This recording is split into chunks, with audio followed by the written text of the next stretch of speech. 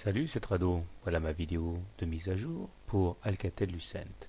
Alcatel-Lucent est en période de rémission puisque la moyenne mobile à 20 séances baissières qui capait les cours maintenant depuis le 28 octobre a finalement été franchie en clôture la séance de vendredi. Donc si la M20 n'est toujours pas croissante, c'est-à-dire si la M20 n'est toujours pas haussière, et bien cela signifie néanmoins que la tendance baissière a été cassée. Elle deviendra haussière lorsque nous serons au-dessus d'une M20 croissante, un petit peu comme ce qui s'est passé du 8 septembre au 20 octobre. On voit que l'oblique marron ici continue de caper les cours et elle devrait être sollicitée très prochainement. De la continuation de la hausse dépendra donc le franchissement ou non de l'oblique. On voit également qu'il y a une fourchette d'Andrews noire ici, dont la médiane constitue l'objectif de la période en cours.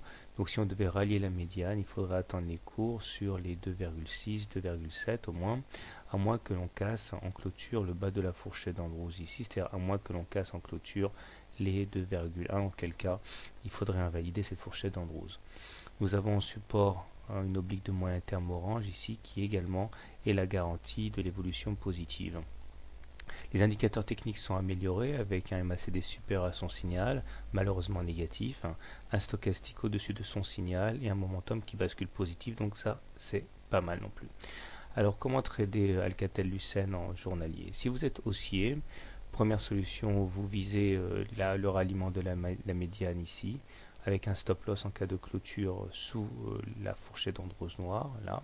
Deuxième solution, vous déplacez votre stop loss en cas de clôture sous l'oblique orange, l'objectif étant au moins pour que ça vaille la peine d'aller chercher la résistance horizontale à 2,4. Voilà. Maintenant, si vous êtes baissier, si vous voulez spéculer à la baisse, je pense que le mieux à faire est d'attendre que l'on échoue à passer l'oblique marron ici. Stop loss en cas de clôture au-dessus de l'oblique marron. Objectif, au moins aller chercher en intraday le bas de la fourchette Andrews noire pour que ce soit intéressant.